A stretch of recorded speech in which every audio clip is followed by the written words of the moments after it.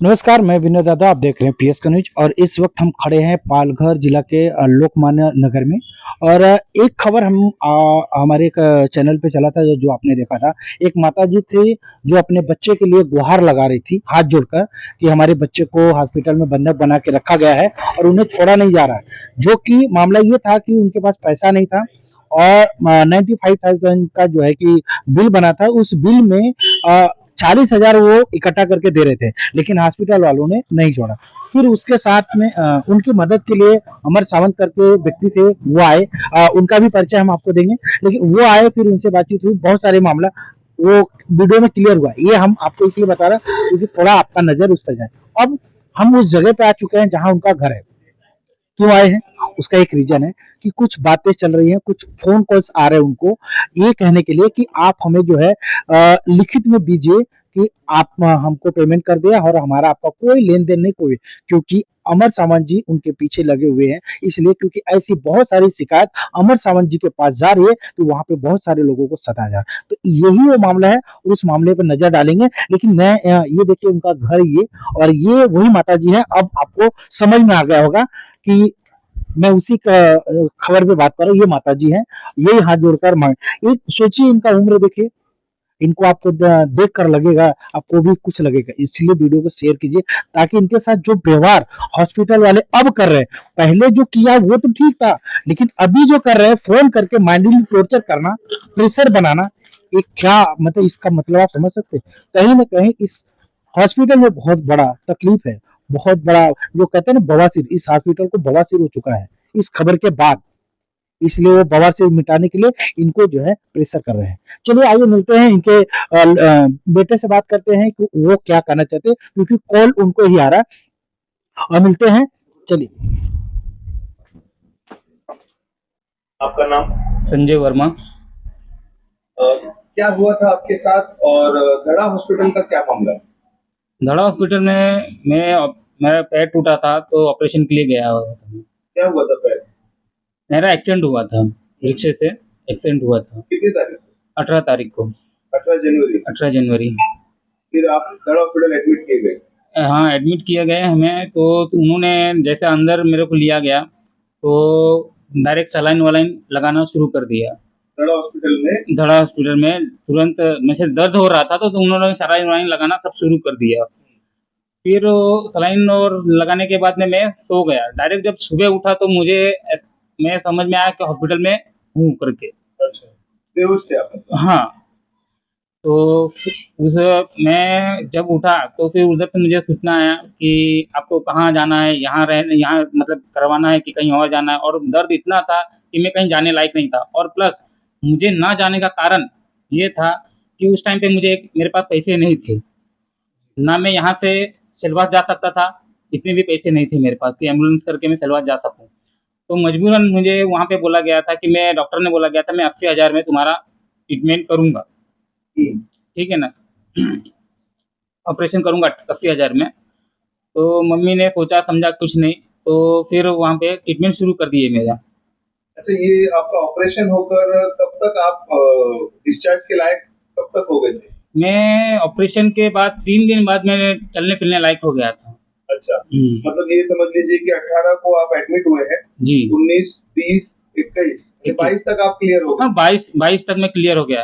22-23 तक मैं क्लियर हो गया था। तो और डिस्चार्ज की बात हुई कब हुई? ये 23 तारीख को हुई, फ्राइडे का टाइम था। 23 तारीख को डिस्चार्ज की बात हुई कि घर जाना है, तो मैंने बोला हाँ सर जाना है। तो फिर सोमवार को मेरे को बिल दिया गया, नहीं सॉरी, फ्राइडे को मेरे को डिस्चार्ज के लिए बोला गया और शनिवार को मुझे बिल दिया गया। कितना बिल था? बिल था 95,000 था, 95,350 रुपीज ऐसा कुछ था बिल था। बिल। और मेडिकल का पैसा उसी में था या मेडिकल का पैसा अलग से था? नहीं, मेडिकल का पैसा अलग से था। अलग से था? अलग से वो था। कितना था? वो था समथिंग 18,085 रुपीज। अच्छा, मेडिकल का 18,000 अलग से। हाँ। और 95,000 वो हॉस्पिटल का वो अलग से। हॉस्पिटल का अलग। जी। ठीक है। और तब जब आपकी मम्मी वहां पर आई, हाँ, डिस्चार्ज के लिए जब बात तो हुई, क्या हुआ? नहीं सर जी, क्या हुआ जब हमने बिल देखा तो हमारे तो होश गड़बड़ हो गए। तो हमने सोचा कि अभी इतने पैसे तो है नहीं हमारे पास प्रेजेंट टाइम में। उस टाइम पे मेरे पास कैश में 20,000 रुपये कैश थे मेरे पास। तो 20,000 रुपये मैंने और कलेक्शन करने की जरूरत की, कोशिश की, नहीं हो पाया, नाकाम हो गया।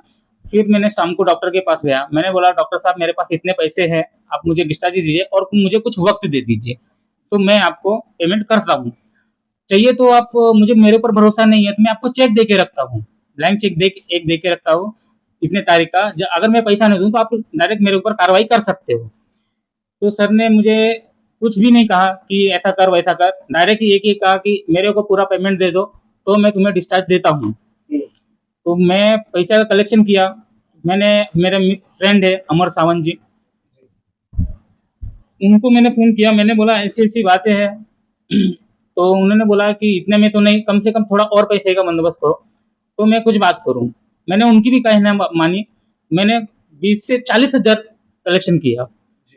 फिर मैंने बोला कि सर इतना है मेरे पास, ये ले लीजिए और मुझे डिस्चार्ज की मोहलत दीजिए, मुझे टाइम दीजिए।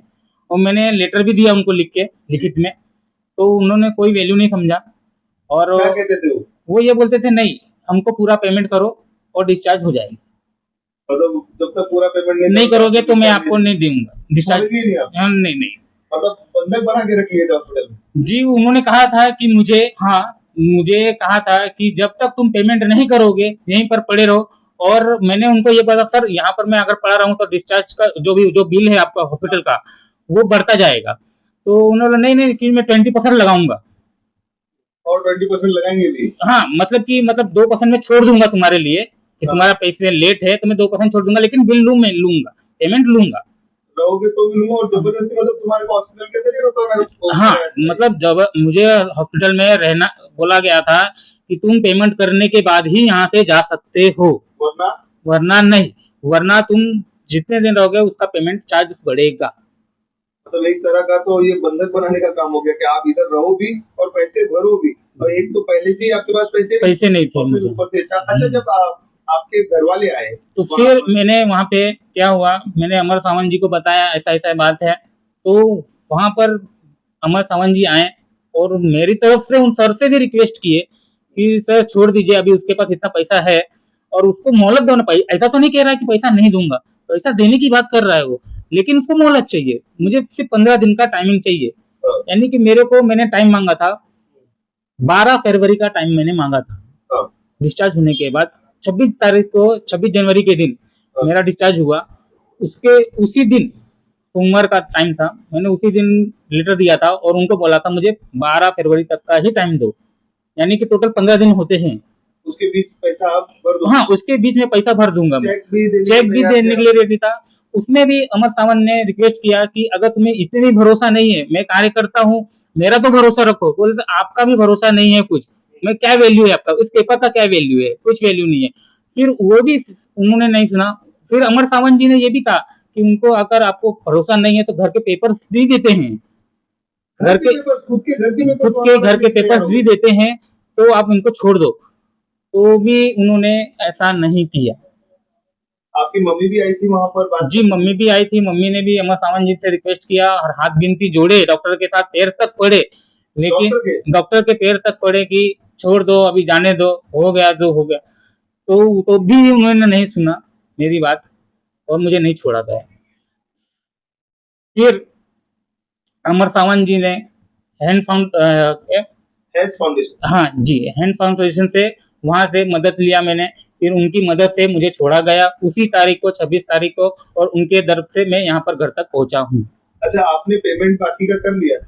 जी पेमेंट मेरा उसके 4 दिन बाद ही हो गया, जिस दिन मैं रिलीज हुआ ना हॉस्पिटल से, उसके 31 तारीख को मैंने पेमेंट पूरा दे दिया उनको, 1 रुपया भी नहीं रखा मैंने। पूरा पेमेंट आपने कर भी दिया? कर भी दिया मैंने पेमेंट। अच्छा उस वक्त जब ये सारा मामला हो रहा था तो और मैंने पेमेंट सर कैसे किया है, कर्जे लेके मैंने पेमेंट किए हैं लोगों से, मेरे ससुराल से, मेरी बहनों से, मेरे अंकल जी से, सबसे मैंने कर्जे लेके मैंने पेमेंट किए हैं, ताकि मुझे ये डर था कि ये 12 तारीख को अगर मैं पेमेंट ना जमा करूं तो मेरे ऊपर कुछ भी कार्रवाई कर सकते हैं ये लोग, क्योंकि मेरा चेक वहां पे पड़ा हुआ था। जी। और ये जब जो मामला हो रहा था उस समय वहां पर आपके मम्मी भी आए थे और बहुत सारी बातें जिस तरीके से आपने कहा, जी तो वो कौन डॉक्टर थे वहां पर जो ये कह रहे थे कि धड़ा हॉस्पिटल के डॉक्टर थे सर, डॉक्टर का तो नाम तो मुझे नहीं मालूम, तो उनको धड़ा सर बोलते थे, धड़ा हॉस्पिटल सर बस धड़ासरी थे जरा सा। वहाँ पर तो आपसे जी जी इस जी तरीके से बात कर रहे थे जी तो मतलब वो सर direct- मेरे से ही नहीं, मेरे से तो जो किए उन्होंने बात किया, मम्मी से भी किया, प्लस मेरे मित्र थे अमर सावंत, उनसे भी वही बात की कि मैं नहीं छोड़ूंगा, जो करना है कर लो जो बस करना जब तक पैसे नहीं लेंगे हम नहीं छोड़ेंगे कुछ नहीं छोड़ेंगे। इस तरीके तो मैं ऑपरेशन दिखा सकता हूँ क्या, कैसे होगा? और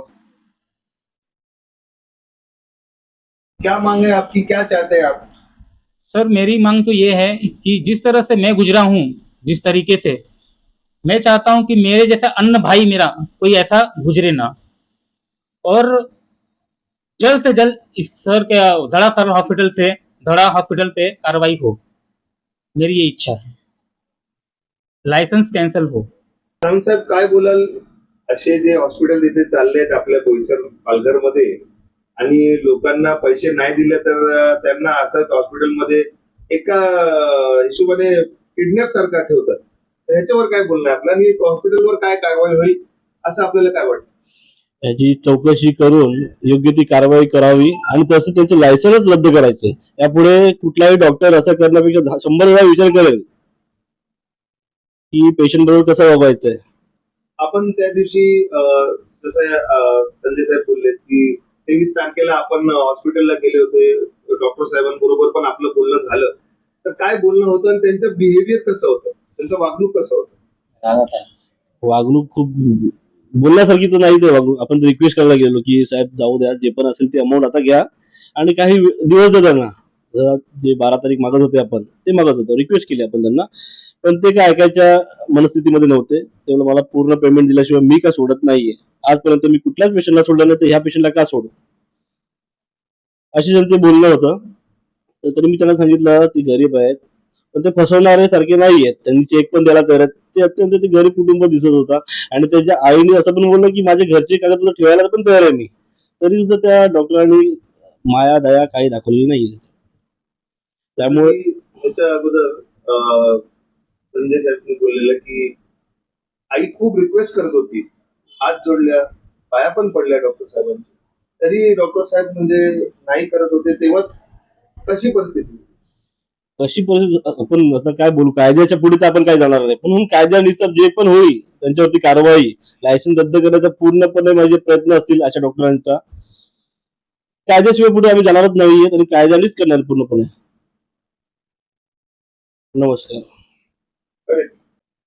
तो आपने सुना संजय वर्मा जी हैं जिन्होंने अपनी आप बीती बात बताई कि इनके साथ क्या हो रहा है, अभी फोन कॉल्स कैसे आ रहे हैं और कैसे व्यवहार हुआ जब इनका एक्सीडेंट हुआ तब और उसके बाद, और अभी उनको जो कॉल आ रहा है, ये बात आपने देखा और सुना। मिलते हैं इसके बाद आगे क्या होने वाला है उस खबर को भी लेकर आएंगे। तब तक बने रहे और देखते रहे पीएसके न्यूज। और सबसे पहला नंबर है कि वीडियो को शेयर कीजिए, लाइक कीजिए, मत कीजिए लेकिन वीडियो को शेयर कीजिए ताकि इनको इंसाफ मिले और ऐसे हॉस्पिटल, धड़ा हॉस्पिटल जो है पालघर के अंदर में, वो पूरी तरह से क्लोज हो जाए, बंद हो जाए और उसे देखते हुए कोई भी हॉस्पिटल वाला ऐसी हरकत ना करे किसी के साथ में। चलिए मिलते हैं खबर के बाद।